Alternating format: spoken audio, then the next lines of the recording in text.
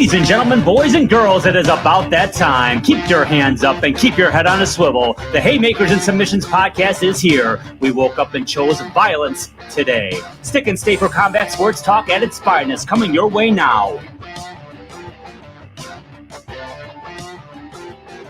Welcome once again to Haymakers and Submissions. My name is Drew, and I am joined by Chops. Chops, how you been? Man, me, man. Great time to be alive for sports, and I'm just ready to be here, man. Hey, any day above ground is a good day. Any day above ground is a good day. Amen to that. Amen to that. No doubt about that. We got a lot to talk about, a lot to review from last week, and there's always more action coming up. It's always there's more MMA events coming up this weekend. Boxing matches coming up this weekend. We're going to talk about as many as we can in the hour that we're given, and we're going to kick it off right now. So let's start with some MMA, Chops. Let's talk about the Ngannou Ferreira fight and the Battle of the Giants in the PFL. And man, that's a tremendous fight. Talk about that one. Man, and it really was, to be honest with you, because like there's been fights where Ngannou had big fights, whether it was when Derek Lewis is really one that stood out. He just has been inactive. But the fact that he was active on this one, it didn't shock me because he is active, but there's been fights where he's been inactive in big fights. But what shocked me, he went for the takedown. He went for the takedown on a guy that had this high-level jiu-jitsu, which shocked me. But once he took him down, man, it wasn't even close. It wasn't even close. And he put them paws on him. He put them paws on him. So it shocked me that he didn't take him down, or that he did take him down. It shocked me how easily he closed the distance. Pereira didn't pop that jab out there. You know what I mean? It just, the whole fight just was weird to me. And you see that in a lot in heavyweights, because it doesn't take much. You got guys that big throwing punches. It doesn't take a whole lot to take them down, but it just shocked me the way it went down. Didn't close the distance in Pereira. Like I said, your boy Ngannou went for the takedown and got it. That shocked everybody. But it was evident, though, there was a couple of times where he could have taken his back, thrown in the grapevines, whatever, but he didn't because his Ngannou's ground game isn't strong. But it still shocked me that he took Ferreira down. That shocked me. I mean, I saw there was a reverse camera angle. Somebody, I think, in the crowd was taking it because they had the reverse angle right, actually facing them when he was just pounded on Ferreira on the ground. And wow, I mean, unbelievable. I mean, he has to hit him 10 to 15 times. Yes. Oh, yeah. Wicked. He laid heavy wood on him, man. That was, and there was one point I think he was literally out. I think he was out for a second. Yeah, you're right. I think it was he landed a couple more after that. And I think the referee saw it and finally stepped in. Was like, yeah, he did look out. Yeah. So that one, it did, man. I'm not even gonna lie to you. That one shocked me. It really did. Do you think the element of surprise where he went for the takedown like that was the factor in this? Is that just something that's just not in his toolbox normally, and it caught everyone? No, okay. I'll be honest with you. I bet you on one hand with all of his MMA fights, you can count on one hand how many takedowns Ngannou has attempted. Man, I wish I would have looked that up. I don't think he has very many takedowns at all. Man, he's got bombs at the end of his arms. He throws that heavy leather. He doesn't go for takedowns. Not at all. Not at all, man. Makes sense. Yeah, great fight. I mean, I did see highlights of it, man. It was just awesome display. Let's talk about another fight from the co-main event there. Chris Cyborg defeating Pacheco by a decision. Talk about that one, Chops. I'm surprised, and I'll be honest with you because, like I said, I had Pacheco. You know what I'm saying? But and then especially as it went on, a lot of times the look of a fighter will sway judges, and Cyborg looked beaten up. She looked beaten up. But the crazy part about it, she took her blows and she gave as good as she got, but it was an elbow. I want to say third round. It might have been fourth, where she landed that on Cyborg and split her open. And the crazy part was she didn't turn her arm in to it just comes straight down. And I mean, because she had top, and when she hit her with it, wide open, busted her wide open, and it was above the eye. And at one point, both eyes above the eyes were bleeding.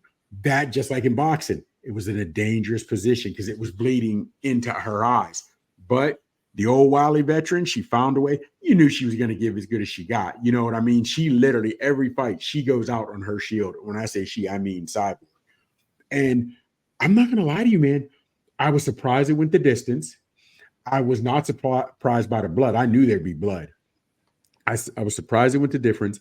And I honestly was. I was surprised that Cyborg got the win. And I was even just surprised when they announced it, she got the win. I was shocked, man. I really was. And it was, now I do know, and I'll be honest with you, it wasn't even in Brazil because I thought, well, they're, both Brazilian. What was it? Why did Cyborg get the decision? But that's just how the judges saw it. And to be honest with you, you can't be mad either way. You really couldn't be mad either way, no matter who you went with. But they end up going with Cyborg, and it was a good fight. It really was a good fight. So I'm interested to see what happens now. Cyborg had named 3 competitors that she wanted, and right now they're slipping my mind. But Pacheco was one of them. And I can't think of the other two.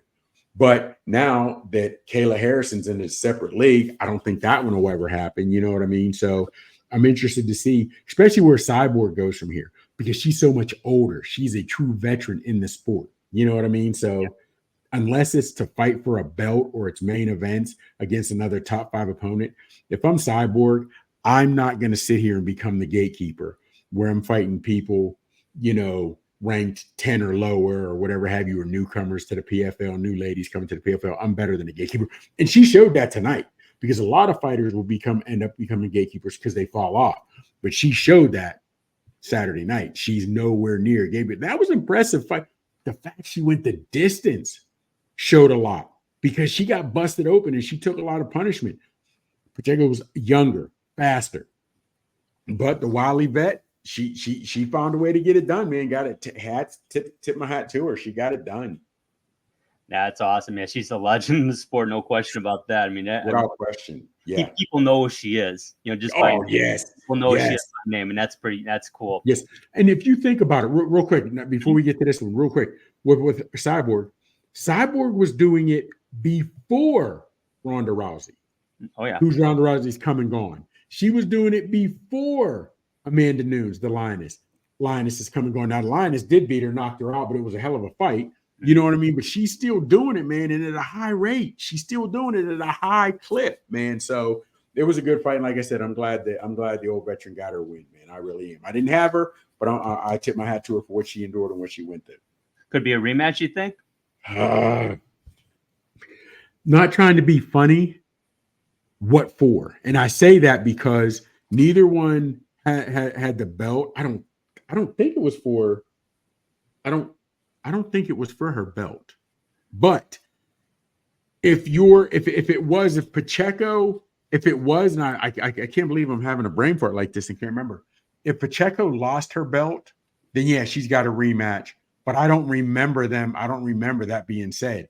And if you're Cyborg, I already beat the boogeyman. I already beat you. I'm not going back to do this. Maybe if we're still young, mid to young 20s or young to mid 20s, then yeah, we'll do it again. But at this point, I'm Cyborg. I'm past this. Pacheco, there's no real reason for you to want this rematch, because you can move on to another title shot without trying to to get this. You don't really need it. So we'll see. Yeah.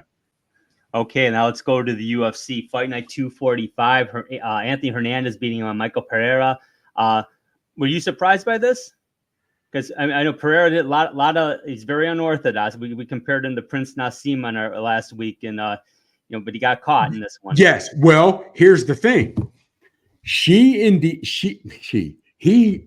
Michel Pereira, he didn't have a chance. He came out hard. He hasn't went past the second round in a couple. He's a good fighter, right? But he's been having some quick knockouts because he's strong. But bro, Hernandez is no joke. And I would give Michel, I'll give him first round. I would give him first round. But if you went with Hernandez, it was close. But I would give, because he is in Michel, he came out hard, he came out fast, and he got his. So I would give him round one. I will say I'll give him round 1. But after that, he showed the heart of a cat burglar and the guts of a cat burglar because he just kept coming. And when I say he kept coming, he was exhausted in Pereira. He was exhausted. There was no juice on his punches by the mid to end of 3rd round, but he still fought and went the distance. Well, no, he didn't go to distance because he got taken out in late 5th. He got taken out in the 5th. But the last, from the mid 2nd through the 3rd and 4th, he was gassed. He was gassed. And they even said it in the fight.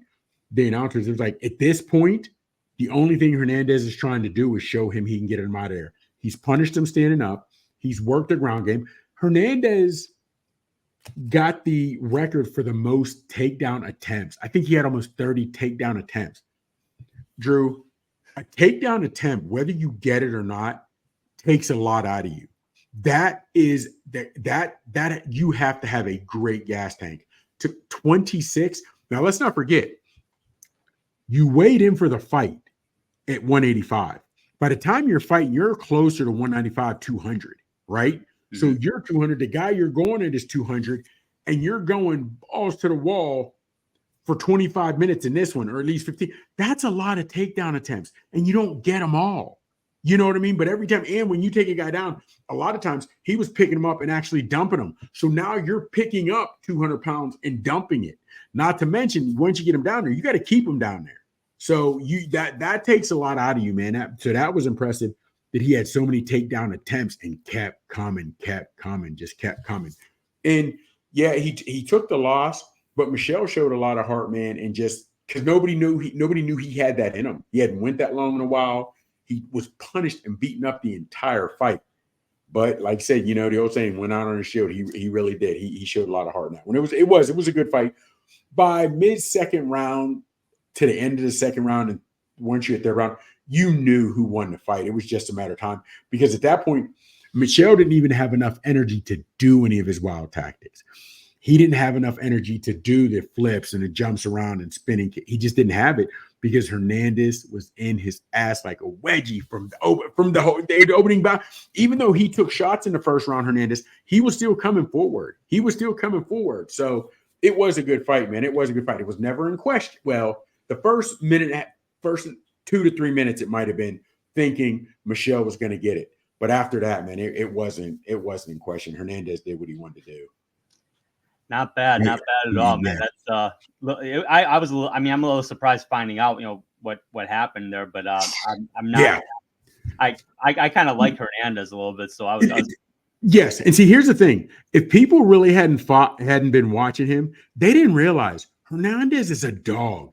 He is a dog. He's ready to drag you into the street and drag you and take you through the alleys. He wants it to be nasty. He wants dirty boxing. He wants it to be grimy. He wants to take it to the street. And that's what he did. He took him down. He did the things most fighters don't want to do. 26 attempts, that's a lot, man. That's a lot. You've got to keep going out. And he fights every fight like he's going to fight until his heart bursts, and then he's going to try one more takedown after that. I mean, he just doesn't stop, man. He just doesn't stop. So, and now this win was big for him. I understand Michel was older, whatever have you, but this was a big win for him. The way he won, he dominated the whole time. He showed his wrestling is there. He showed his striking was there with a guy who might have been, he's definitely not a conventional striker, but might have been, their striking might have been even, somebody giving it to Michel, but the ground game you knew was Hernandez. But Hernandez showed, I can take a punch, I can give a punch, I can take it to the ground, I can do whatever. And he was successful in it, man. He really was. It was a good fight, man. It was a good fight. And Hernandez camp has to be excited. Has to be. Oh, just yeah. The way it went down. Definitely. Yeah, man. Absolutely. So, awesome stuff last week. We got some stuff coming up this week. UFC 308 coming up. Let's preview that, Chops. Let's talk about the fights and who do you like here? Well, the crazy part is now, on this 308, and it almost slipped my mind that Whittaker and Chimaev were on this. I totally thought, because Khamzat Chimaev, okay, first off, let's put it this way. This fight, to me, I'd say to pretty much anybody, is the, how can I say it? It is the epitome of striker versus wrestler. Now, Chimaev's ground stand-up has gotten better. It's gotten better. But and anybody, when you're throwing leather, 4-ounce gloves, anybody can be caught. Anybody can get chin checked and get out of there. We all get that. We get that.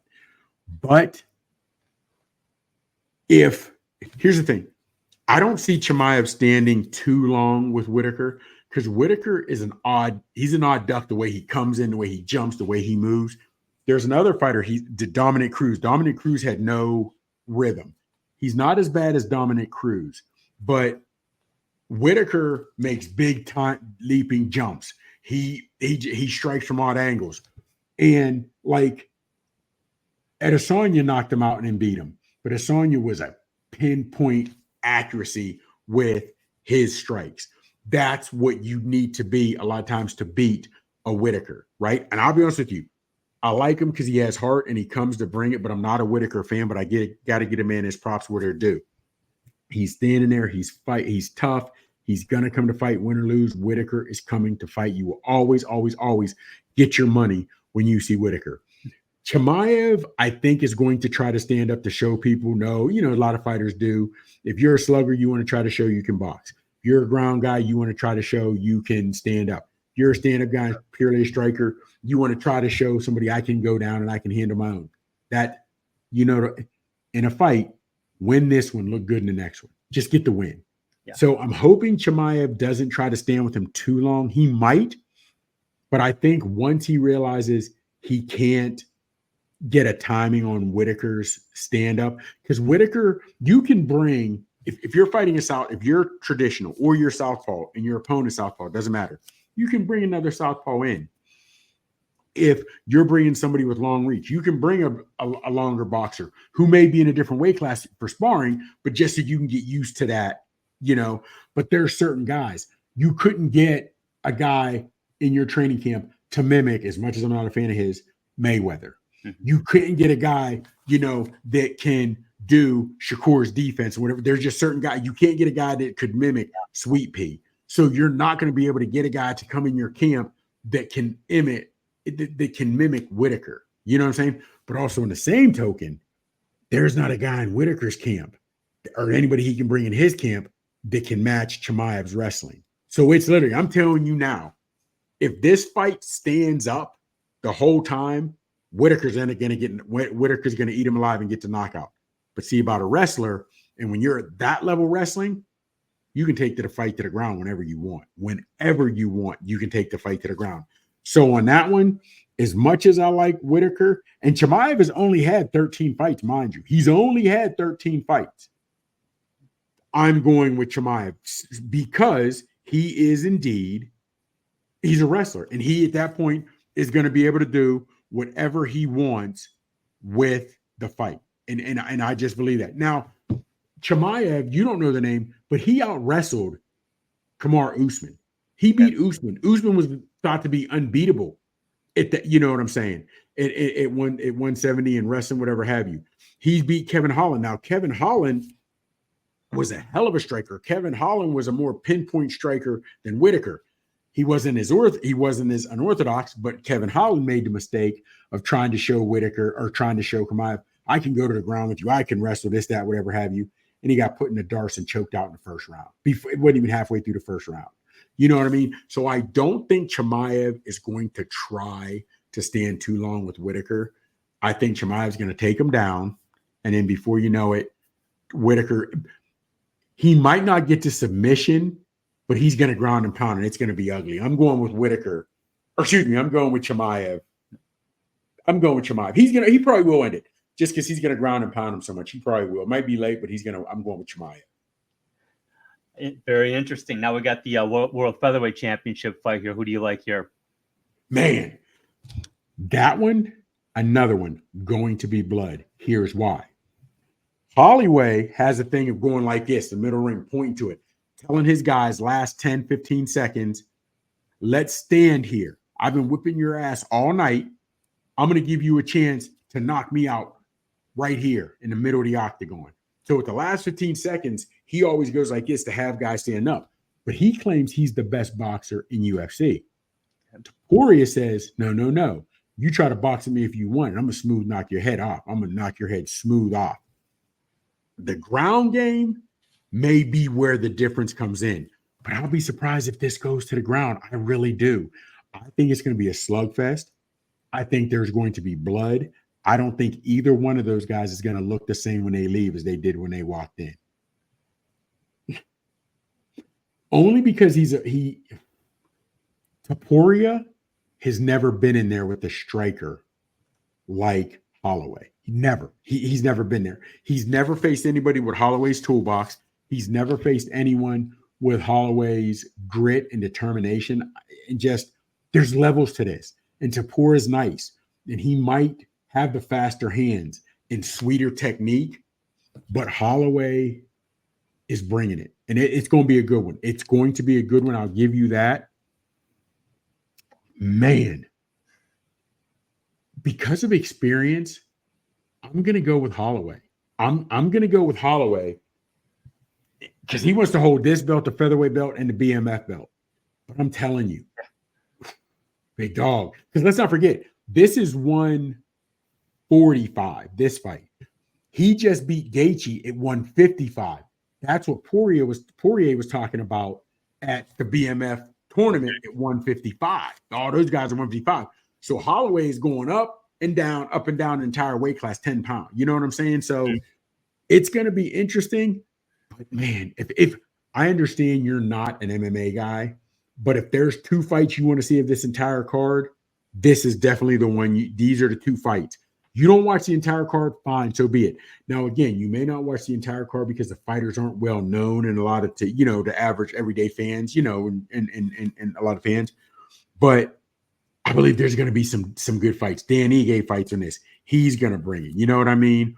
Magomedov is going to be in this. So it's going to be pretty good, man. It's going to be a decent fight, and I'm interested to see how the two they're not co-main events, but the undercard, right? Chimaev and Whittaker. I'm going with Chimaev. Topuria and Holloway. I'm going to go with Holloway. I'm going to go to Holloway. But those are going to be two good fights, man. So if you can tune in and find those two fights. If nothing else, find those two fights, brother. Going to be good. Awesome, man. Sounds awesome. Going to be a great weekend of fighting in MMA. That's for sure. So let's shift gears now. Let's talk about the sweet science. Let's go to boxing. A similar story here. A lot of good action last weekend and a lot of good action coming up this weekend. And let's start out with the Murtazaliev stunner, if you will, the TKO of Tszyu in the third round last week, Chops. This was on Amazon Prime through the PBC, which I got to tell you, I really liked the broadcast. Yes. Yeah. I thought it was good. Yeah. But you see, I'm interested to see if the Saudis change boxing. And I say that because their cards have been pretty good. Oh yeah. Their cards have been pretty good. They're giving it to you cheap. So I'm interested to see if they change boxing, if these other pay-per-views, and I'm assuming they're paying king's ransom purses to these guys. I'm assuming, they have that oil money, that Saudi money. So I'm interested to see if they take over. It might take some time, a couple years, but if they take over Vegas, on who has the big fights, who can draw them in, I'm interested to see that, man. I really am. And here's the thing. You may have a lot of your American fighters who, the Crawfords, who still want the Vegas. There's not like fighting in Mandalay Bay and Caesars. I get that. Mm-hmm. But the more you start seeing some of these other fights and you start seeing how they're being treated over in Saudi, you start to see the money they're being made.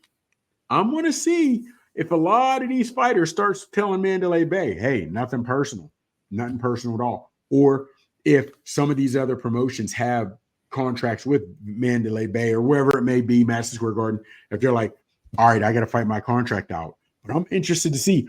And now you notice as I say Bud Crawford, some of these other guys who are established in the game, Tank, they're established in the game, whatever have you. But I want to see if some of these younger cats coming up that are 8, 9, 10-0, as they start going up, they're like, you know what? I don't have ties to Vegas. I don't have ties to Mandalay Bay. I don't have ties to Caesars. I'm taking my money overseas. You know what I mean? I'm taking my talent overseas and getting paid. I'm interested to see how that works out, man. I really am. Yeah, I've thought about that myself. And if you through a business model, it's very smart because they're gonna get everyone kind of reeled in with the big money. But Yes. can you sustain that business model? I mean, I know they may have an infinite amount of money, but at the same time, if you're a businessman, and they're not going to want to spend an infinite amount of money. They're going to have to dial that back or start upping the pay-per-view price. But they got to bring everybody in first. You're absolutely right. And it may not be 25 forever. Mm-hmm. Maybe they double it to 50. I'd still rather pay 50 than $90, 100 something we used to pay. But think about this. Yeah. Just like owners of football teams, they were already billionaires before they bought the team. But there's prestige that comes with owning a football team, right? These Saudis got Saudi money. They got oil money. They've already got generational wealth, more money they can ever spend. But there's something to being in the boxing game, and you see them all sitting there in their outfits, you know what I mean? And now boxing will be going through them. They could be the new Don Kings, the new Abrams, the new, you know what I'm saying? So You're right. They may not make a lot of money off of this, but the prestige that comes with it is why they'll continue to do it. You know what I mean? And I don't think they'll ever price themselves out because they know where their bread is buttered. They know where they get their money. So this boxing is separate from that. It's separate from the Saudi money, separate from the oil money. So I think they'll be okay with it, but I'm interested to see where it goes, man. But until it adjusts and they're charging 100 outrageous money, let's sit back and enjoy these fights for low money on each pay-per-view. Can't beat it. No, not at all. And this was I wasn't super familiar with the fighters on the undercard, but a lot of the fights were very entertaining. It was very good. But Tszyu, we talked about this one last weekend briefly. Quite frankly, we didn't think it would be as exciting as it was, to be honest with you. Murtazaliev had not really fought anybody here in the States, so he's not well known, certainly not to the average boxing fan. When I watched some clips of him, Chops, I said he looked real impressive. I just don't know who he was fighting. So I could look really good too against specific people, but if you put me up against Tszyu, it's probably lights out in 30 seconds. What are you gonna do? Yeah. But it translated. His skill set we saw in the previous fights that he had translated to this one. Absolutely. Well, let's not forget, okay, because there was a lot going on here. Okay, Tszyu trying to move to Vegas, doesn't want to stay overseas, wants to come to Vegas, this, that, whatever. So he's moving, he's doing all this. So I know that was on his mind, right? But when it came in, as you and I were texting, and matter of fact, we sent the text as he got his first knockdown. I said, Tszyu is trying to walk through him. He's not respecting his power. He is not respecting his power. Yeah, like 10 seconds later, he was down. Yes, he's on the canvas. And I think Tszyu, well, first off, man, let's go back. Because we did think it was going to be an exciting fight because remember, we thought Leather was going to throw. We had Tszyu winning it, but we thought Tszyu was going to come out in spectacular fashion and whatever have you. But we had justifiable reasons to think that because Tszyu had lost to Fundora, right? Yep. But he took that fight on what, 3.5 weeks notice?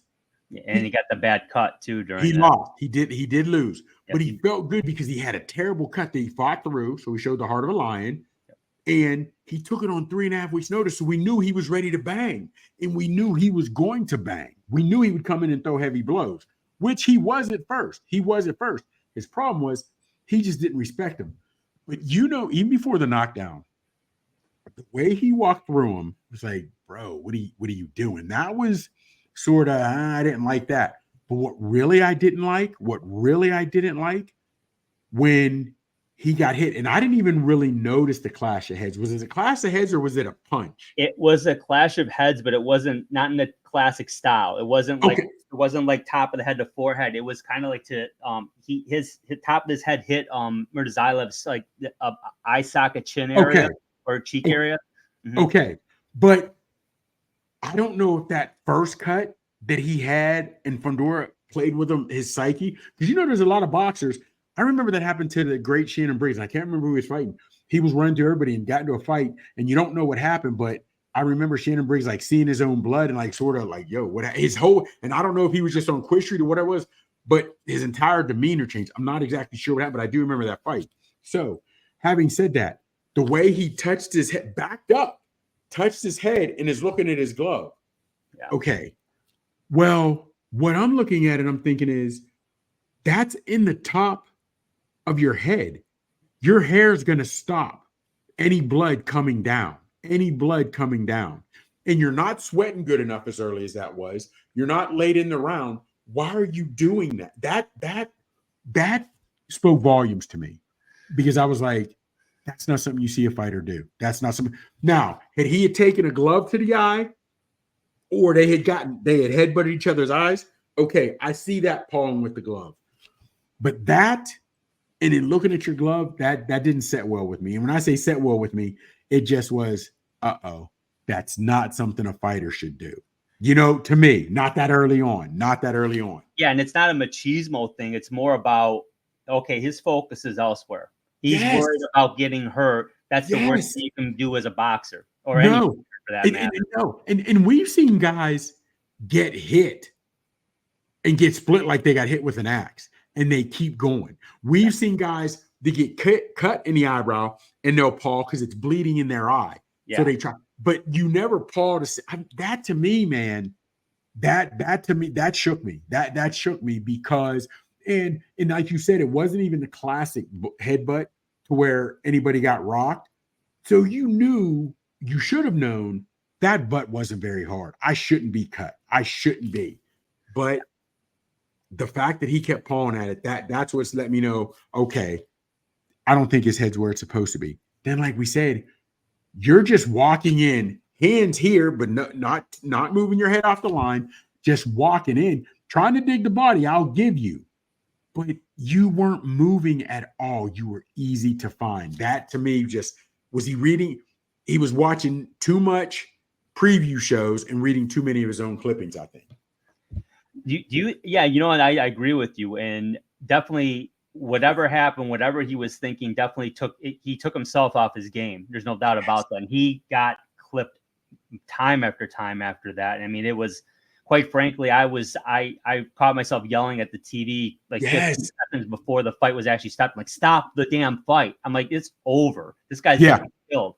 Well, first off, I was yelling before that because even before I was like, dude, what are you doing? Put your hands up. And I'm talking about even before the last round when he got stung. Yeah.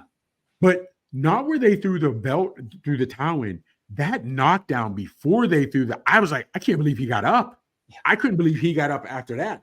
But that was where, again, he had the heart of a lion, so he got back up. But I'm glad his coach and his corner protected him. They knew it wasn't his night. It doesn't take all day to recognize sunshine. They did not need to see more of that to stop. They didn't need to see. And I'm glad they did it. But here's my thing. And I can't speak for you. I'm going to speak for me. When I say we, I'm not going to say you, and I'm not going to say other talking heads. I'm not going to say, but this. Personally, you're right. I didn't know who Murtazaliev, how you pronounce, I'm sorry, I mispronounced the name. Murtazaliev. I'm not sure who he had fought because I didn't keep up on it. And I was just looking at Tszyu, who he had fought, how he fought. He was aggressive, always coming forward. I went with him. Never realizing, your boy, Murtazaliev, he's still sending money and trying to feed his family. This is how he eats. You know what I mean? And a lot of those Russian cats, a lot of those cats from other countries, and this is how they eat, like Lomo. He took off to go fight for his country. That's a different mindset. That's a different mindset. They're coming and they will die in that ring because that's what they believe in. And I didn't give him his respect to believe, okay. You want to put all your money on Tszyu? Don't forget, I already got this belt. I got this. I had to beat somebody. I didn't beat, now you might not know everybody I fought, but at least I fought guys that were worthy. And he did, man. He came, he brought it, and you got to get that man his respect. You got to get that man his respect. So we're interested to see what we're interested to see. Now, here's the thing. Where do we go here with the rematch? If you're Tszyu, okay, if you're Murtazaliev, do you want a rematch? Or you like, dude, you didn't prove anything to me. I ran through you. Yeah. Okay. Go ahead. What do you say? Yeah, no, let me hear what you got to say. No, if I'm Murtazaliev, I'm not interested. It wasn't close. I don't think the money will be there, quite frankly. Tszyu, to Tszyu was on the rise when he beat Tony Harrison. And then when Fundora got him, like you said, and now this defeat, and quite frankly, he got beat down in this fight. And his dad, Tszyu, was actually in the audience for the first time in years. Yes. And I don't know if that played any role. It shouldn't have. But I don't who know if it did, honestly, maybe you're in the wrong business. Nothing can distract you in boxing. You've got to be focused on but like you said, that's the first time his dad had been in the audience. That's gotta play. You know, think about this. I remember watching a story on Ray Lewis where Ray Lewis said he hadn't seen his dad in decades or something crazy, some crazy amount of years.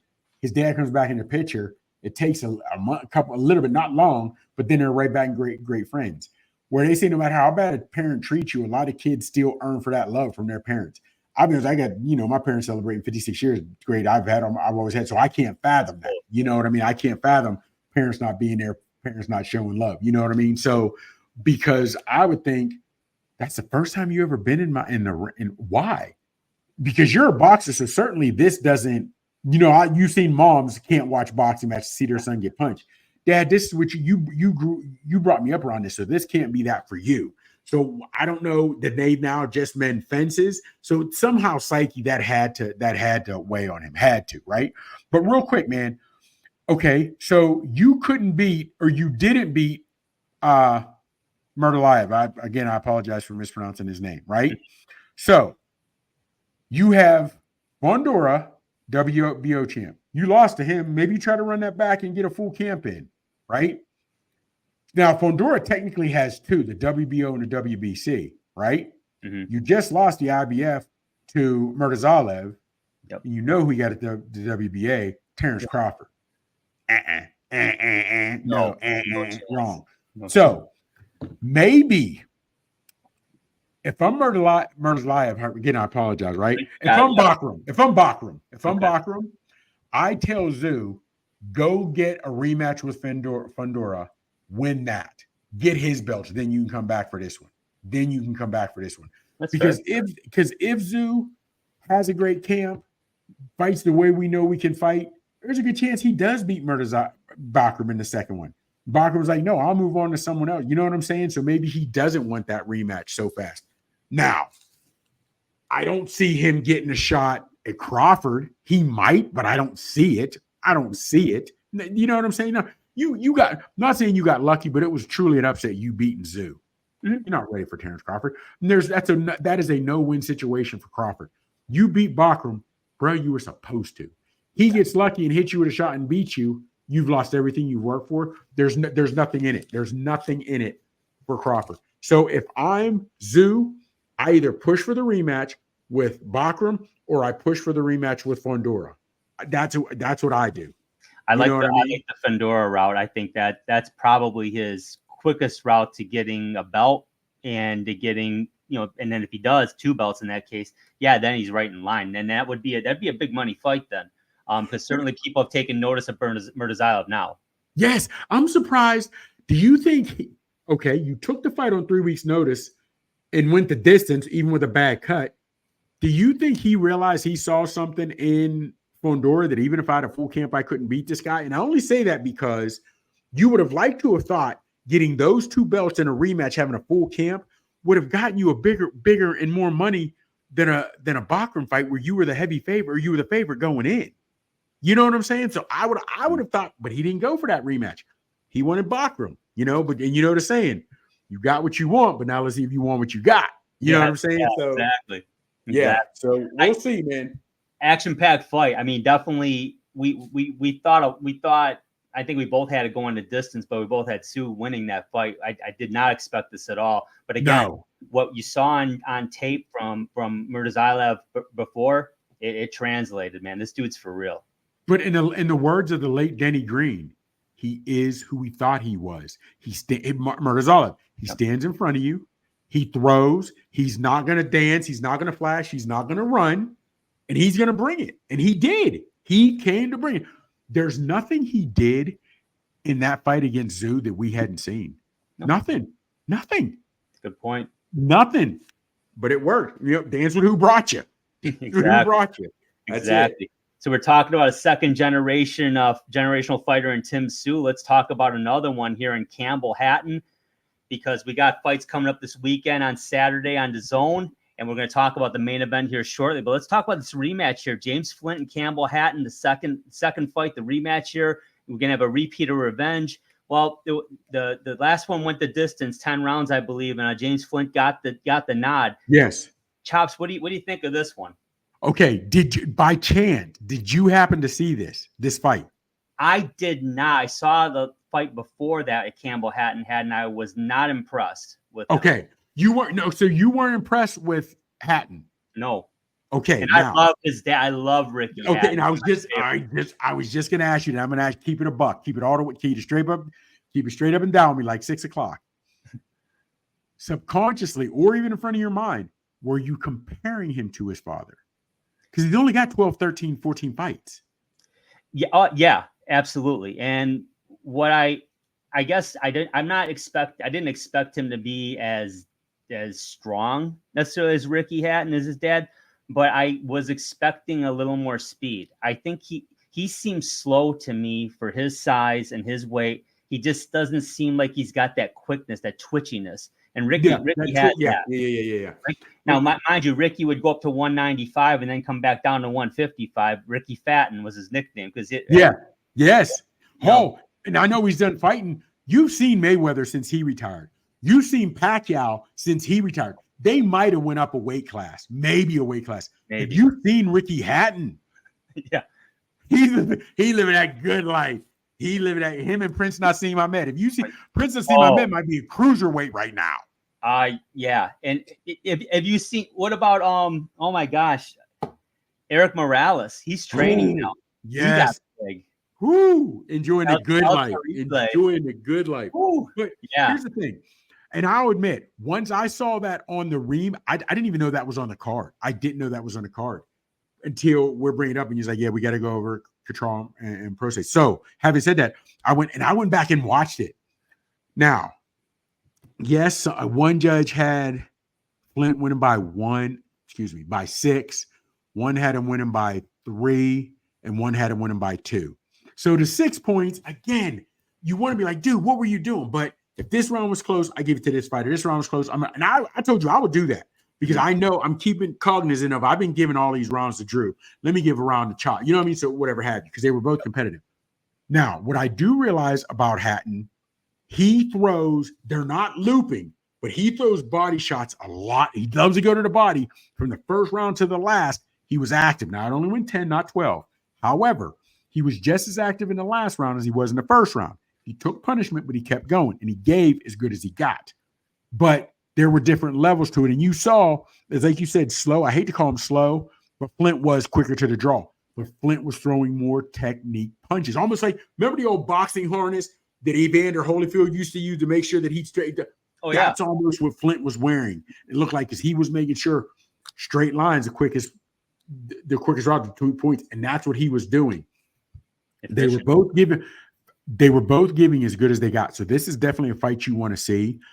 Hatton surprised me because he's not his dad, right? He's not his dad, but he had heart, and a lot. He did. He just had heart to me, and I understand he was strong. He was tough, and I'm interested to see this one. I'm interested in seeing this one.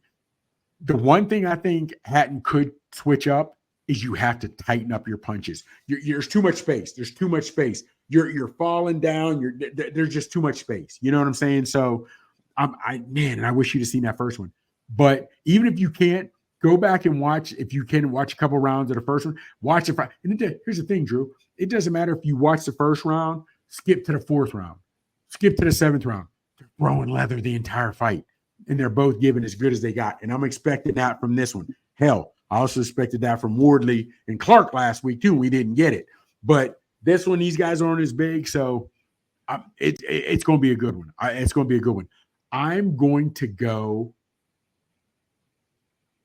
I'm still going to go with, because it's only been, they fought in March. So he's going to take 60 days off, maybe just relaxing, just whatever have you. So there's more. What he's got April, May. So he's got June, July, August. He's had his full camp. I don't know if he's able to tighten up his punches that much because you are who you are. You know what I mean? And he's been fighting so long. And I think, and you can start out disciplined, but once you get hit, a lot of times you resort back to what you were. Yeah. So I'm just going to say, man, I'd like to say that his father gets in his corner and helps him and trains him better, but Pavarotti can teach you how to sing. That don't mean you're going to sing like Pavarotti. Sure. You know what I'm saying? Great point. So I'm gonna go. I'm gonna go. I'm gonna go with Flint again. I'm going with Flint in rematch. I'm gonna go with Flint. I don't have a prediction on this one, but I will say this: I would expect a desperate version of Campbell Hatton in this fight because he cannot, in my mind, take another loss again this early in his career. It's gonna hurt him. It's gonna derail him, and he's gonna have to really start from the ground up again because he's got to cash in on this one. In my view. And here's the thing, Drew. I know a lot of cats will say that, and that's what you'll say. And I would have said that 2 years ago. And I understand in a weight that now see these. Well, you might be on something because these smaller weights. I was thinking heavyweight. These smaller weights are different than heavyweight. You can lose and still be able to fight right to just like Joshua did and fight for a belt. You know what I'm saying? So I don't know though, man, because a lot of these cats, I'm worried about my O, so I'll go 22, 23, 27 fights before I want to fight a rematch or fight for the belt. So even if he loses this one, still being young, if he can get some more fights under his belt with the name Hatton, I still think he'll be okay. Now you're right, but if you go too bad, here's the thing, but it'd be a second loss to the same guy he lost to. You go 2 losses to 2 different guys, now we may have a problem. But there are just some guys that have some people's numbers. You know what I mean? There are just some guys that have people's numbers. That may be what this is.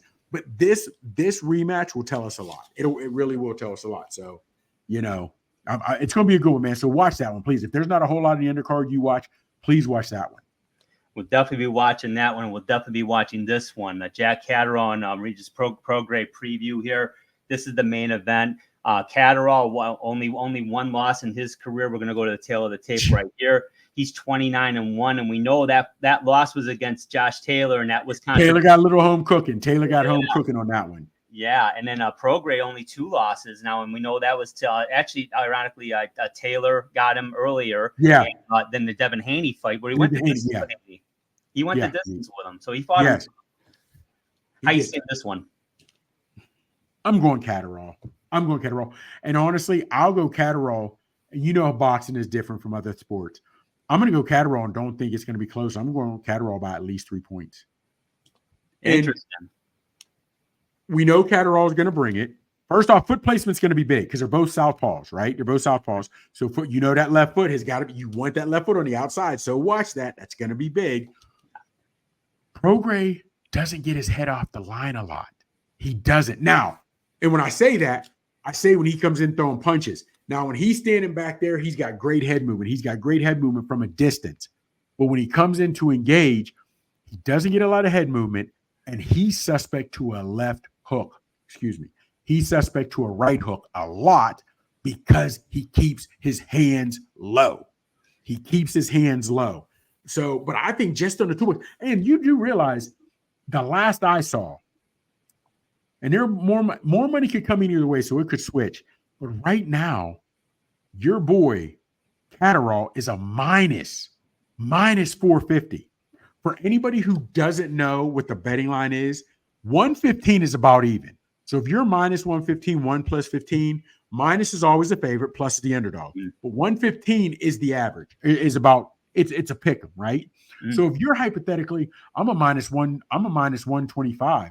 You're a plus 125, 130. They're giving you a little bit of an edge. If it was a football game, they're giving you 3 points because you're the home team. Pretty much it's even.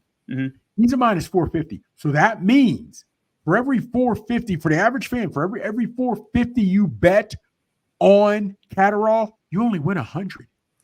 Where your boy Prograis, I believe, is a plus 200. I saw is a plus 200, plus 300, and basically for every 100 that you put down for him, you'll win 200-300, depending on how it fluctuates. That's big. That is a huge favorite. Minus 450, huge. Yes, definitely. I'll tell you what. Prograis 35, so he's 4 years older than Catterall. I did like how Catterall looked against Taylor in that second fight. Definitely, he's quick. I wouldn't say he's got tremendous knockout power, but definitely quick and very efficient with his punches. Prograis is very good though, and this might be his last. I wouldn't say last chance, but this will be a big fight here. If he can win this fight, then he could probably get another two fights in and possibly get a legitimate title shot maybe in the next year or so. But yeah, not putting the cart before the horse here. Catterall, I think it'll be a little closer, but I could see a lot of 115, 113 scorecards, maybe a 116, 112, but I think Catterall will win by UD here. I just think he's going to be more active and more efficient and likely landing more punches. I'm not sure he's going to hurt Prograis per se or vice versa. Prograis is going to go ahead. What are you fighting at? 135, 140? I believe 140. Yeah, I thought 142. Well, here's the thing, man, is of right now, and you look at it, I know who we got. We got Teofimo is one of them. I can't even think who the other 140 guys are, but it doesn't matter. But Prograis 35. You're maybe hard to make that weight. Yes, but here's the thing. At 35, well, but you know what? Guys are older now. They're fighting older. So, yeah, you're right. He could possibly get another fight. He's got to win this one. Here's my thing. Catterall was pissed. Catterall was hungry. Catterall was home when he fought Taylor the second time. Yes. So I don't know how much of that Catterall we're going to see, only because there was a lot of other circumstances that gave little Catterall a little fuel to the fire, You know what I mean? So, but I'm going to go Catterall, and I'm going to go Catterall late with a late stoppage. Okay. I got to go in a distance, but yeah, I think Catterall will definitely win the fight. We'll see how right I am because I had Tim. And you know what? And I did. You know what? Because I did say by 3, and I was thinking, Catterall will be hype. He wants to show with you. I'm still going to go. I know he didn't have much power, and I did say by 3. I'm going to go late stoppage. Just to and I know he's went with Haney, and I know he's got the heart of a lion, Prograis, but I'm going to go late stoppage, Holloway. I'm going to go late stoppage, Catterall. I got you. All right. Yeah, it's going to be a good fight, man. That's Saturday night on the Zone. I'm not sure when the ring walks are. It might be 6 o'clock Eastern time again. I don't know. I got to. That's what throws me because they're, you know what I'm saying? Now they're having so many fights overseas. I love that. Yes. Because we can actually watch them now. You know what I mean? Some of these fights late night. Come on, man. I don't have time for all that. It's late. You know what I'm saying? So I am liking this. I'm liking it a lot. Hey, just a couple housekeeping things that we want to talk about before we wrap this one up, Chops. Let's talk. Bob Arum came out and was speculating that maybe March of next year, we might see a better Bivol rematch. That's interesting. What are your thoughts on that? Because I wouldn't mind seeing that one run back again. Oh, man, without question, there's got to be a rematch. Now, I don't really understand why they're waiting so long. Because you fought that a month? How many weeks ago? A month? 3 weeks ago? I know. Yeah. 3 weeks ago. So, excuse me. 3 weeks ago. But again, if you want to take your 60 days off, I got you. Yeah. Take your 60 days off, get back in November. I can see that getting late November, early December. Want to take off for Thanksgiving, enjoy the family. I got you. Yeah, I can see that. But a rematch, we had to know that was coming. I do admit, now that we break it down and we looked at it, take some time off. So that March, I'm glad they're not saying, oh, it's going to happen late 2025. They want to get it. No, you don't need it. But here's the thing. As I said before, I don't see what difference are we going to see. Bivol, he didn't run, but he was on his horse. Now we'll see because he had some actual damage on his face. Not a lot, but more than he's ever had before. Yes. Bivol had more on his face than he's ever had before. So I really don't think he wants to stand in exchange with Better Biev. You know what I mean? So I think Better Biev is going to, now, if anything, Better Biev may learn, and I hate to say learn, he may try to cut the ring off a little more. But again, this is what you've been doing so long. You're not going to just switch. You know what I'm saying? He's not going to learn that skill overnight. So I'm definitely glad to see there's a rematch. I don't know how much difference we'll see in a rematch, but we know leather's going to fly. So you know me, I'm always up for that. I definitely want to see that. Well, and I'll be honest with you, I had Better Be of winning the fight 115, 113. And the reason why was because we didn't see quite enough leather flying from Bivol. I'm not saying he took rounds off. He did not. But Better Be of threw more punches. About the same amount. I think the recipe here is for Bivol to be just a little more active. But now it'll come into play, Drew, real quick. Can you be more active on the aspect of throwing more punches and still be on your horse? Oh, that's an interesting point. I would say you could still be on your horse, but you just give and take. If he's gonna throw more, he's gonna have to stand more and be at risk of taking more. I think he can handle it defensively.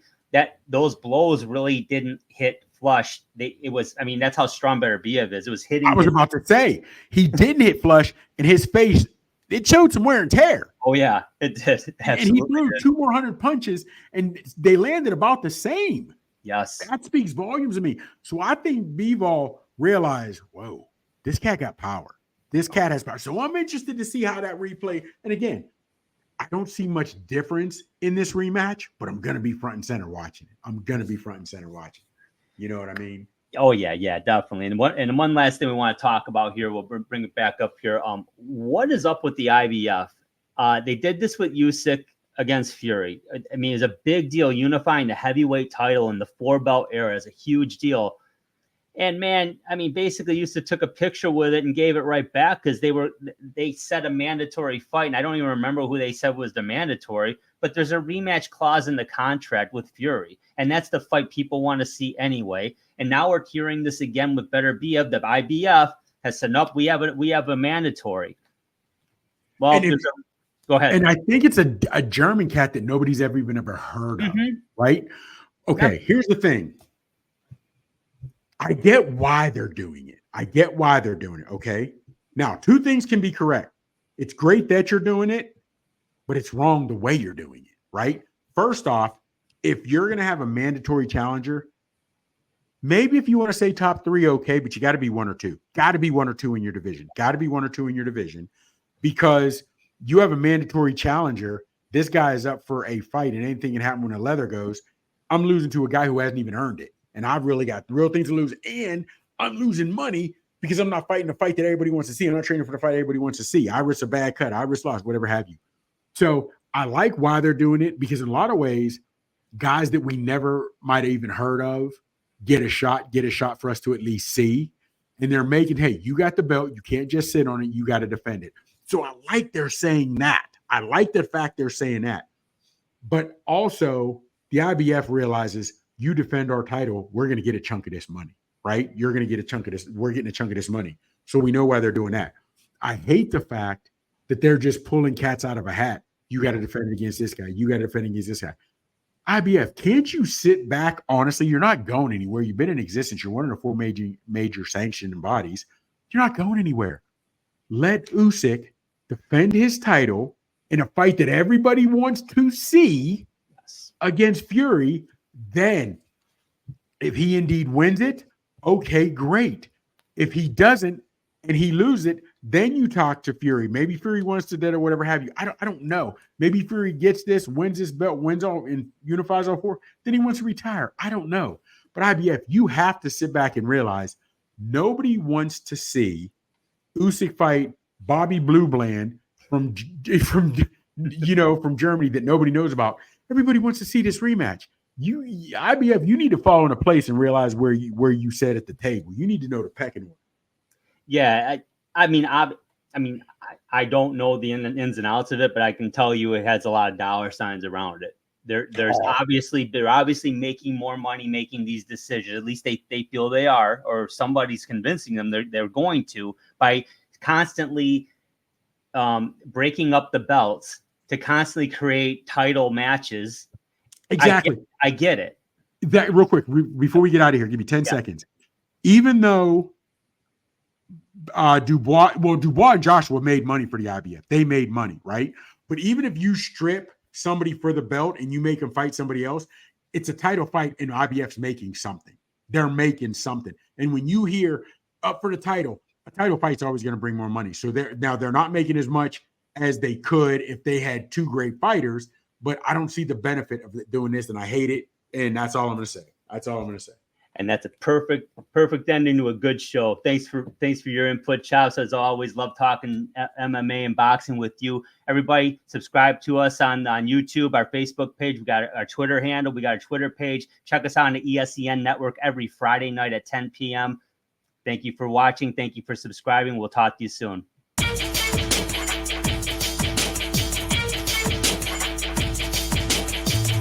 Thank you for watching the Haymakers and Submissions podcast. You can find us on the ESEN network on the Roku app every Friday night at 10 p.m. Eastern Standard Time beginning on October 4th, 2024. Check us out on Twitter X. Our handle is @HaySubPod, capital H, capital S, capital P. You can also subscribe to our YouTube channel so you don't miss a single episode. Just go to your web browser and type in www.youtube.com/@Haymakers and Submissions podcast, as we will drop content weekly. Whether it's boxing, MMA, or wrestling that gets you fired up, you'll get all you need right here at the Haymakers and Submissions podcast.